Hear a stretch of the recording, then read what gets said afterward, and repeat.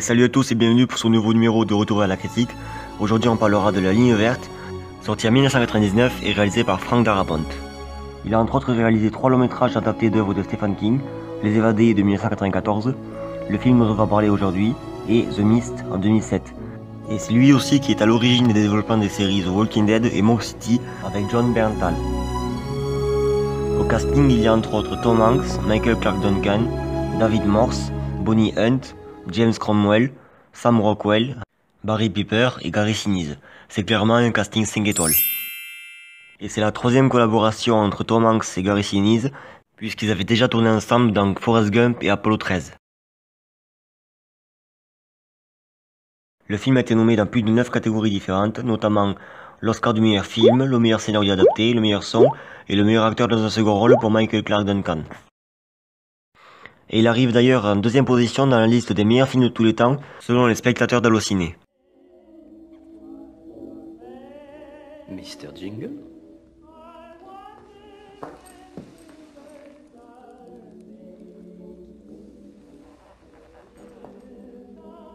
Où étais-tu passé? On se faisait du mourant pour toi. En 1935, Paul Edgecombe est gardien-chef au pénitencier de Cold Mountain en Louisiane, au bloc E, surnommé la Ligne verte. C'est en gros là où tous les condamnés passent l'arme à gauche sur la chaise électrique. Un jour, un nouveau détenu arrive. Il s'agit de John Coffey, un colosse de plus de 2 mètres de haut, condamné pour le viol et le meurtre de 2 fillettes. Mais son comportement va perturber tout le personnel du bloc E, puisqu'il parle avec calme, et il est d'une gentillesse assez troublante pour quelqu'un qui se retrouve ici. Et il semblerait qu'il soit doté de pouvoirs surnaturels. Edgecombe et lui tisseront des liens très forts. J'essaye de pas trop vous en dire pour pas spoiler, mais c'est vraiment un film qu'il faut voir à tout prix. Le casting est parfait, Tom Hanks et Michael Clarke Duncan en tête, mais aussi tous les figurants et les petits rôles qu'on ne voit même que quelques secondes, tout le monde joue super bien, et ils sont toujours dans la justesse. Pour moi, Frank Darabont a réussi son pari de réaliser un film qui se passe à 90% dans un centre pénitentiaire, donc notamment le bloc E, et pourtant à aucun moment on ne s'ennuie, pas une seule seconde, et pourtant le film dure 3 heures. Après, il y a quelques scènes qui sont assez violentes et voire même terrifiantes pour certaines. Mais bon, faut dire aussi qu'on est dans le bloc E, spécial pour les condamnés à mort. Donc forcément, il y aura un peu de violence, c'est normal. Pour les points positifs, il y a Tom Hanks et Michael Clarke Duncan, alias Paul Edgecombe et John Coffey. Leur complicité à l'écran est magique, leurs scènes ensemble sont incroyables. Et on se doute bien qu'au fil du long métrage, ils finiront par devenir amis. Tu veux que je te sorte d'ici? Que je t'aide à t'enfuir? Et que je te laisse toute ta chance? Pourquoi faire une folie pareille? Le jour de mon jugement, quand je me présenterai devant Dieu et qu'il me demandera pourquoi,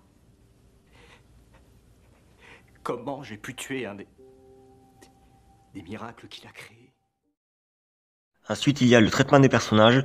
Je trouve que dans ce film, on a réussi à nous faire attacher à des personnages qui sont condamnés à mort et qui, donc par la même occasion, qui seront amenés à aller sur la chaise électrique. On finit par avoir vraiment de l'empathie pour ces personnages et aussi surtout pour le personnel du bloc E.